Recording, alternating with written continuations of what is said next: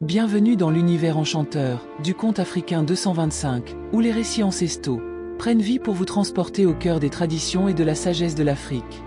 Dites-nous en commentaire, de quel pays magique venez-vous? Il y a de nombreuses années, Chiri rencontra le chef Saindu Kima, un jeune homme qui se présenta avec fierté et un ventre de footballeur qui entrait dans la pièce avant lui. Elle était à un mariage d'amis à Oka, luttant pour garder l'équilibre sur ses talons hauts, quand cet homme débordant de confiance s'approcha d'elle avec son bonnet rouge et une main théâtrale, disant « Jeune demoiselle, je vous salue au nom de la culture. Je suis le chef Oza, LAY1 du royaume d'Oub. » Chiri cligna des yeux. Elle pensa que c'était une blague et chercha des caméras cachées autour d'elle. Mais l'homme était sérieux. Il continua et dit des choses vraiment drôles qui la firent rire comme si c'était la dernière fois. À partir de ce moment, Oundu fut conquis. Aucune femme n'avait jamais ri de ses blagues comme ça auparavant, et bizarrement, il aimait ça. Il dit qu'elle lui rappelait sa défunte grand-mère qui l'insultait avec amour. De là, ils commencèrent à parler. Un rendez-vous en entraîna un autre. À chaque sortie, il arrivait avec son assurance débordante et sa phrase. « Respecte-moi, ma chère, je ne suis pas ton égal, je suis un chef à bonnet rouge. » Chiri répondait toujours. Ce titre de chef, c'est comme une carte d'identité. Mais ce qu'elle ne savait pas, c'est qu'Oza ne plaisantait pas à ce sujet. Finalement, il fit sa demande avec une bague, une chèvre et une petite bouteille de schnapps. Chiri, elle, ne voyait toujours pas les signaux. Elle répétait « Waouh, waouh » comme une sirène.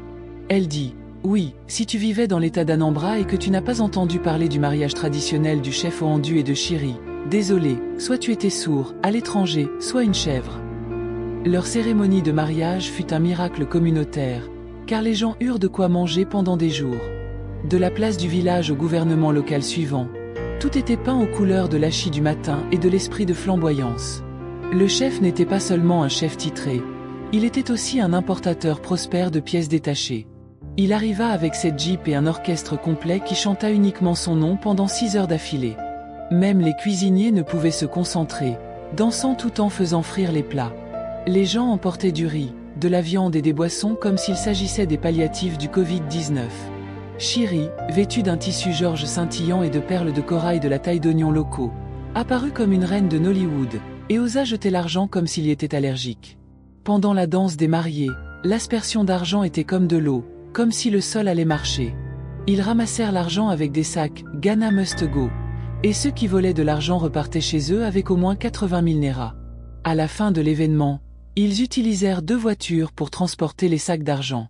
Ils rentrèrent épuisés mais souriants comme des gagnants d'élections. Les sacs d'argent étaient posés dans un coin comme des écoliers attendant l'appel. Le chef Oza enleva son bonnet, soupira comme un lutteur à la retraite et dit « Lolo, ce matin, ne compte pas l'argent, profite juste. Je ne veux pas en utiliser un seul kobo. Utilise-le comme tu veux, mais écoute-moi bien, tu as 2 jours pour tout dépenser. » Chiri répondit « 2 jours. » Il la regarda dans les yeux. « Oui, 2 jours. Si tu es vraiment ma femme, tu dois savoir dépenser sans compter.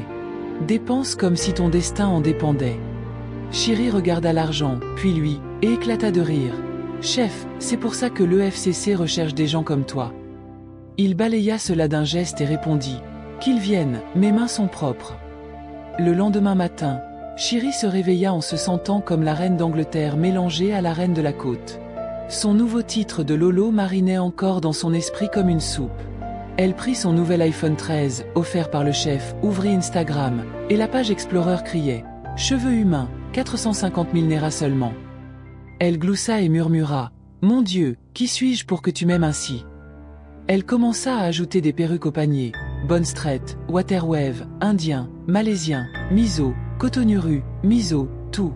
Puis elle passa au parfum, talons, sac de créateur qui coûtait plus cher que la parcelle de terre de son père à Newi.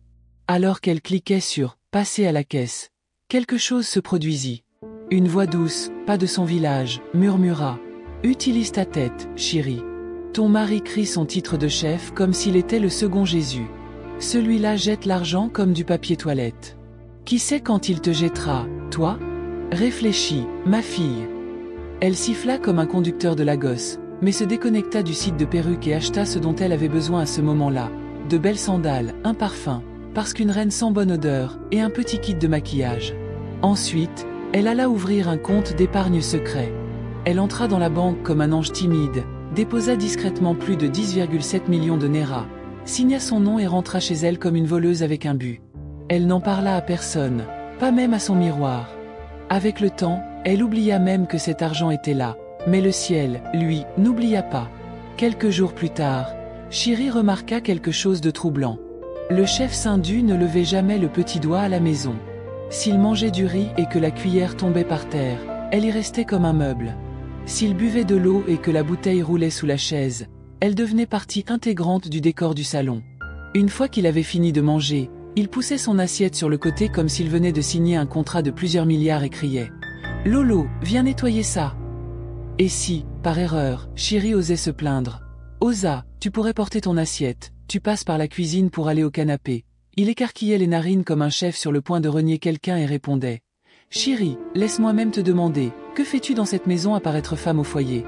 Je fournis tout ce dont tu as besoin, jusqu'à ton éponge et tes serviettes hygiéniques. » Elle ouvrait la bouche pour répondre, mais il levait un doigt et continuait. « Vois-tu, je suis un chef titré, pas ton coépoux.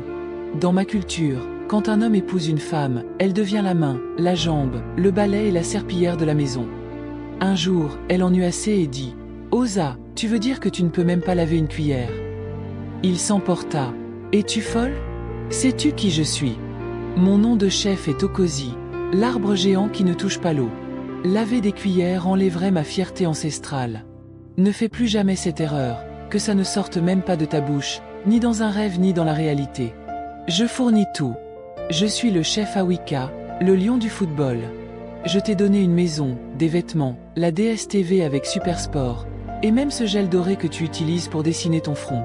Que veux-tu de plus? » À ce moment-là, Chéri soupirait et essuyait ses larmes, car le voyage était trop long. Quand Chéri découvrit qu'elle était enceinte, elle pensa que peut-être maintenant le chef se calmerait, que la paternité l'adoucirait. Mais devinez quoi? Le chef Oandu resta le chef Oandu. Si quoi que ce soit, il monta même d'un cran. Dès qu'elle manqua ses règles et confirma sa grossesse, elle sourit avec espoir dans son cœur. Peut-être qu'il porterait son assiette maintenant, peut-être qu'il laverait ne serait-ce qu'un débardeur, peut-être qu'il apprendrait à dire « Comment vas-tu, mon amour ?» Mais non. Au lieu de cela, un après-midi brûlant, après avoir fini de nettoyer leur grande maison, elle s'effondra sur le canapé et gémit. « Chef, mon dos, j'ai besoin de m'allonger un peu. » Oandu se tourna et demanda « Mal de dos, bébé? À seulement 5 mois? Va dans mon village. Tu verras des femmes avec des grossesses avancées portant un bébé sur le dos tout en poussant un camion plein de manioc. Tu es là à te plaindre parce que tu as réussi à nettoyer la maison. » Chéri ouvrit la bouche, choquée, mais Osa n'avait pas fini. « En fait, quelle est la différence entre toi et ces femmes du village? Ta grossesse est-elle importée de l'étranger? » Elle essaya de répondre. « Osa, chaque grossesse est différente pour chaque femme. » Il la coupa immédiatement. « Arrête ces bêtises. Tu ne portes pas des jumeaux. Tu ne vas même pas chercher de l'eau au ruisseau, la machine à laver fonctionne, les climatiseurs de la maison fonctionnent. De quoi souffres-tu exactement, hein? Sers-moi mon repas, je t'en prie. Parlons d'autre chose. » Elle resta assise là, les jambes enflées, les yeux larmoyants, et l'espoir en berne. Il ajouta une dernière gifle de méchanceté avec son sourire. « C'est pourquoi j'ai dit que les femmes d'aujourd'hui sont faibles, trop faibles. Pas étonnant que nous respections nos mères. Elles accouchaient dans les champs et récoltaient encore des ignames avant le soir. » Il ajusta son bonnet rouge comme un champion et cria « Lolo, où est mon repas? Tu es toujours assise là ?» Elle se leva lentement, se traîna jusqu'à la cuisine et murmura pour elle-même « Il y a une limite à ce que moi, Chéri, je peux supporter. » Un jeudi après-midi brûlant, Chéri était déjà à 8 mois de grossesse. Son ventre brillait comme une pastèque d'eau douce, et ses chevilles étaient enflées comme si elle lui devait de l'argent. Mais devinez quoi? Le chef attendait toujours d'elle qu'elle aille au marché, marchande avec les commerçants et fasse tout ce qu'une épouse doit faire. Elle revenait en sueur, cuisinait 2 soupes et un ragoût, nettoyait le frigo, faisait la lessive et s'agenouillait encore pour servir son mari. Un jour, en se penchant pour soulever un lourd bidon d'huile, elle faillit s'évanouir dans la cuisine. Son âme faillit déménager. Ce soir-là, elle s'assit dans la salle de bain, les jambes enflées dans l'eau froide, leva les yeux et murmura « Cher père, si je ne quitte pas cette maison pendant un moment, soit moi, soit ce bébé rentreront sous forme d'esprit. » Elle savait qu'elle ne survivrait pas une semaine de plus aux absurdités motivantes du chef sur les femmes du village avec une force comme du ciment. Alors, le lendemain matin, après s'être brossé les dents, elle se rendit à l'hôpital avec une mission. L'infirmière à l'accueil la salua. « Madame, vous êtes rayonnante. » Shiri ne sourit même pas. « S'il vous plaît, je veux voir le médecin. » Alors que le médecin l'examinait, elle s'effondra. « Docteur, s'il vous plaît, je ne fais que pigne, mais mon mari veut m'achever avec les corvées. Je balaie, je lave, je cuisine comme si je participais à un concours de cuisine africaine sur l'eBay. Ça ne m'aide en rien. Si je reste un jour de plus dans cette maison, j'ai peur que quelque chose de grave arrive à moi ou au bébé. » Le médecin la regarda avec des yeux pleins de pitié et de rage silencieuse. Elle n'avait pas besoin d'un second avis. Elle ferma simplement le dossier et déclara « Vous ne retournez pas là-bas jusqu'à ce que vous accouchiez.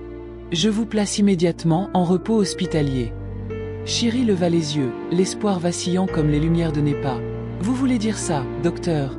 demanda-t-elle à voix basse. « Oui, même si votre mari porte un tambour, je l'affronterai moi-même. » Juste alors, le médecin prit son téléphone et appela le chef Ohandu de manière très professionnelle. « Bonjour, chef, ici le docteur Grace de l'hôpital Crystal Care. Nous avons évalué les signes vitaux de votre femme, et il est nécessaire qu'elle reste ici sous surveillance complète jusqu'à l'accouchement. C'est pour sa sécurité, car le stress peut déclencher des complications. » Le chef hésita à l'autre bout du fil et dit « Si c'est pour sa santé, alors ça va. » Mais en raccrochant, il marmonna « Femme paresseuse, tous ces médecins qui la soutiennent. À l'époque, nos mères accouchaient à la maison. » Pendant ce temps, Shiri était déjà dans sa chambre d'hôpital exécutive, avec un ventilateur qui la rafraîchissait doucement, sirotant du Milo et regardant The World comme une reine échappée du royaume de Walla. Et c'est ainsi qu'elle resta là, sans drame, jusqu'à ce que son os se rompe et que le bébé arrive après des semaines de repos paisible. Quand les infirmières l'appelaient Madame Shiri, elle rentra enfin chez elle avec son petit bout de joie. Elle entra dans la cour avec son bébé et sa mère. En entrant dans le salon, le chef se racla la gorge et parla d'une voix de baryton. « Bienvenue, ma femme et maman. J'espère que l'hôpital t'a bien traité. Maintenant que le bébé est là, nous devons maintenir la paix et l'ordre dans cette maison. Maman, vous êtes la bienvenue, mais en tant que chef titré, vous savez que je tiens à mon intimité, donc votre séjour ne sera que d'1 semaine. » Shiri cligna des yeux rapidement. « 1 semaine ? » « Pas de problème, chef, votre maison, vos règles, » répondit sa mère. Elle resta 1 semaine, comme une sénatrice en visite, se levant tôt, baignant le bébé avec sagesse et exécutant l'omugo comme une couverture en direct de NTA. Mais à l'approche du 7e jour, elle ne discuta pas, ne traîna pas des pieds, elle fit ses bagages, et le chef lui donna un paquet de remerciements pour sa venue. Quand elle ouvrit l'enveloppe, ses yeux dansèrent. Le chef, dans toute sa culpabilité et son drame, lui avait donné de l'argent, des tissus, des provisions, des parfums et des cartons de lait suffisants pour ouvrir un magasin. Mama sourit, embrassa sa fille, regarda sa petite fille et partit comme une patronne. Shiri n'eut d'autre choix que de reprendre son rôle de seule domestique dans le palais du chef, mais maintenant avec un bébé. Et devinez quoi ? Cette même nuit, le chef fit un commentaire. « Maintenant que le bébé est là, j'espère que tu sais que je n'aime pas les pleurs la nuit. Cette maison est pour la paix. Un chef titré ne peut pas perdre le sommeil. » Cette première nuit sans maman ne fut pas pour les âmes sensibles. Shiri, à peine remise de l'accouchement, avait préparé les couches pour bébé, la pompe à sein, l'huile pour bébé, l'eau chaude et 1000 autres gadgets de nouvelle maman. Elle berça bébé Chika dans son berceau, et juste au moment où elle allait fermer les yeux, les pleurs du bébé transpercèrent la nuit comme le bruit d'un générateur pendant une prière silencieuse. Shiri se leva d'un bond, tenta d'allaiter, mais le bébé refusa. Elle la berça, elle chanta, mais bébé Chika avait d'autres plans. De minuit 47 à 2h10, le bébé pleura comme si elle protestait contre le choix de ses parents. Soudain, la lumière de la chambre s'alluma. Le chef Sindu entra comme un fantôme fraîchement énervé du monde des esprits. « Shiri, c'est quoi tout ce bruit ?» demanda-t-il. « Osa, que veux-tu que je fasse? Que je vole? J'ai tout essayé, mais notre enfant est juste un bébé. » Le chef siffla, sortit de la pièce et revint avec des bouchons d'oreilles. Il les enfonça et dit « Viens, sortons dehors, peut-être qu'elle a besoin d'air frais. » Alors qu'elle sortait avec le bébé, elle entendit un clic sonore. Le chef Ohandu avait verrouillé la porte derrière elle. Elle se retourna. « Ohandu, que fais-tu » Le chef la regarda par la fenêtre et dit « Tant que tu n'as pas trouvé un moyen de faire taire ce bébé la nuit, vous restez toutes les deux dehors pour profiter de l'air frais. J'ai besoin de me reposer. » Shiri était choquée. « Tu enfermes ta femme et ton nouveau-né dehors parce que ton bébé pleure. Il répondit avec une audace totale. Oui, les pleurs, c'est pour les marchés et les terrains de jeu, pas dans la maison d'un homme titré. Le bébé recommença à pleurer.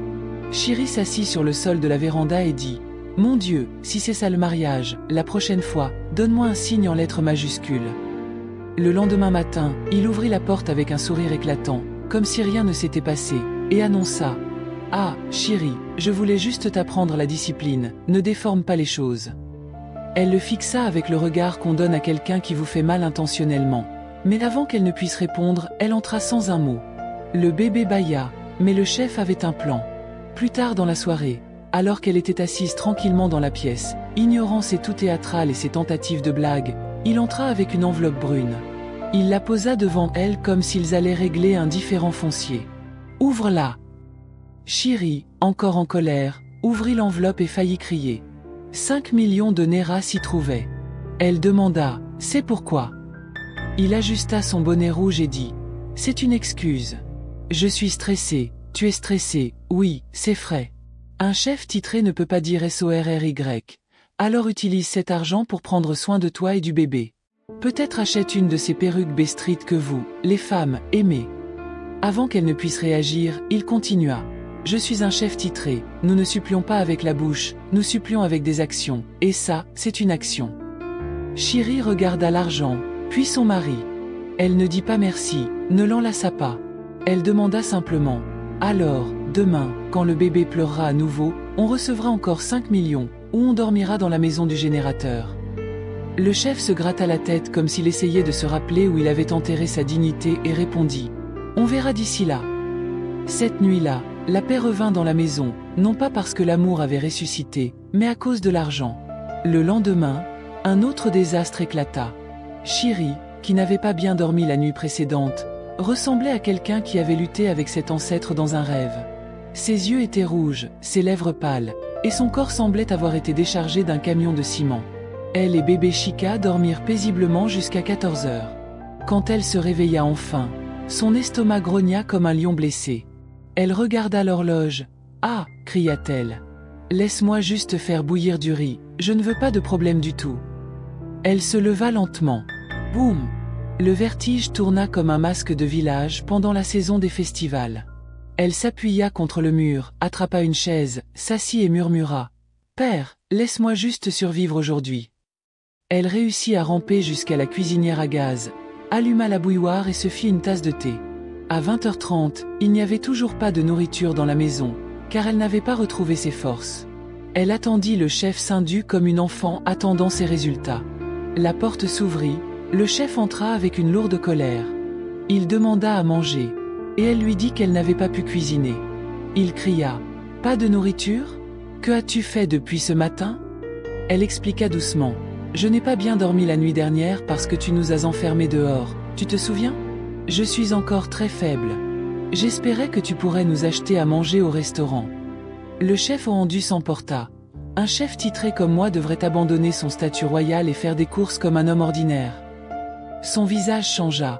Alors je suis maintenant un garçon de course, hein? Un chef comme moi? Mais soudain, il sourit. Pas de problème, allons-y ensemble, toi et le bébé. Je vais même refaire du thé pour toi. Elle fut surprise. Peut-être qu'il changeait. Il apporta du thé, l'aida à mettre ses chaussons. Elle sortit, un pied dehors, puis les deux pieds. Alors qu'elle se retournait pour fermer la porte derrière elle, boum! Le chef verrouilla la porte à nouveau, cette fois avec une méchanceté intentionnelle. Elle se retourna. Souviens-toi, je suis très faible. Tu nous enfermes dehors encore? » De l'intérieur de la maison, sa voix résonna comme un écho maléfique. « Oui, j'ai encore verrouillé la porte. Tu veux que je sois un garçon de course? Que cette nuit t'apprenne une autre leçon sur comment parler à ton chef. Sors, ma chère épouse. » Chiri resta là, bouche ouverte, son bébé dans les bras, sans énergie pour pleurer. Elle s'assit sur les marches, regarda le ciel, regarda son bébé endormi et dit à voix haute, « Ce mariage est fini. » Cette nuit-là, elle décida. Elle se dit, « Chiri, il est temps d'arrêter d'être la femme qui a épousé un chef titré. Tu deviendras la Lolo de ton propre empire. » Elle ne dormit pas de toute la nuit. Le matin, le chef ouvrit la porte, déjà habillé pour les affaires du jour, avec son bonnet rouge bien en place. Il se tenait à la porte, sans salutation, sans expression. Puis, avec une voix pleine de monarchie villageoise, il aboya « Entre dans la maison !» Pas s'il te plaît, pas « Comment était ta nuit ?» Pas « Désolé de t'avoir enfermé avec notre bébé dehors », juste un ordre comme si elle était une esclave. Chéri se leva lentement, entra avec son enfant, sans un mot, mais avec ses plans intacts. Puis le décret royal commença. Que ce soit la première et la dernière fois que tu essaies une telle absurdité, embarrassant mon titre. Sais-tu qui je suis ? Elle ne répondit pas, mais il s'en fichait de toute façon. En guise d'excuse de ta part à un chef titré, prépare de l'aiguisie et du fufu avant mon retour avec une volaille locale. J'espère que tu comprends. Elle hocha la tête. Il prit son bâton, se retourna théâtralement comme un prince de village de Nollywood et sortit en trombe. Elle se tourna vers le salon, regarda les murs, la chaise où elle avait allaité, l'endroit où il avait d'abord posé les 5 millions de Naira d'excuses, puis elle sourit. Pas le genre de sourire qu'on donne quand quelqu'un raconte une blague, celui-ci venait d'une profonde compréhension. Merci, Seigneur, pour ces 5 millions de Naira, pour l'argent que j'ai économisé, et pour mes 10 millions de Naira sur le compte d'épargne qui a dû rapporter assez de bénéfices. Elle resta là un long moment, inspira profondément comme quelqu'un qui vient de retirer des tresses serrées, jeta un dernier regard autour de la maison. La télévision de 72 pouces qu'il ne la laissait jamais toucher sans demander, les chaises en cuir qu'il disait réservées aux visiteurs d'honneur, la photo encadrée de lui recevant son titre de chef comme s'il avait gagné un Grammy pour le mari le plus inutile de 2025. Puis, elle alla dans la chambre, ouvrit l'armoire et sortit ses sacs déjà faits, car au fond, elle savait que ce jour viendrait. Elle appela une voiture privée, et à 10h22, Chéri et son bébé étaient déjà en route pour Aouka, comme si Faya avait une chambre d'amis et un plan d'affaires qui l'attendaient. À 19h précise, le chef Saindu entra dans la cour comme un héros conquérant. Il ouvrit la porte, s'attendant à sentir l'odeur de la soupe d'aiguisie. Au lieu de cela, la maison était silencieuse. Il cria « Lolo !» Pas de réponse. Il se précipita dans la chambre, ouvrit la porte en grand, ouvrit la salle de bain, ne vit personne, seulement le bonnet de douche suspendu comme un survivant d'une guerre domestique. Le chef resta au centre de la pièce, les deux mains sur la tête comme un homme qui venait de perdre son destin. Non, cette femme ne peut pas faire une telle absurdité. Il prit son téléphone et lui passa un appel vidéo. Chéri répondit avec un visage calme. Oza, le porteur du bonnet rouge, avait sa fierté dans le caniveau. Il les laissa sur le sol comme s'il l'avait envoyé en mission de mendicité. Ma femme, Lolo, ma reine, mon popquin, le sel dans mon OPA, je t'en supplie, reviens à la maison, on peut tout régler et recommencer à zéro. Je sais que j'ai gravement merdé. Chiriri le regarda avec des yeux calmes comme une mère spirituelle s'adressant à un enfant confus. Alors, tu réalises enfin que je suis ta femme ? Je pensais que tu disais que tu étais un chef titré. S'il te plaît, lève-toi, car s'agenouiller et s'excuser en tant que chef titré est une honte pour le trône ancestral. Je plaisantais, juste une petite blague comme ça, tu ne vas pas en faire un combat. Oza, va épouser ton bonnet rouge et laisse-moi tranquille. Un homme qui enferme sa femme et son bébé dehors pendant 2 nuits ne mérite pas une seconde chance.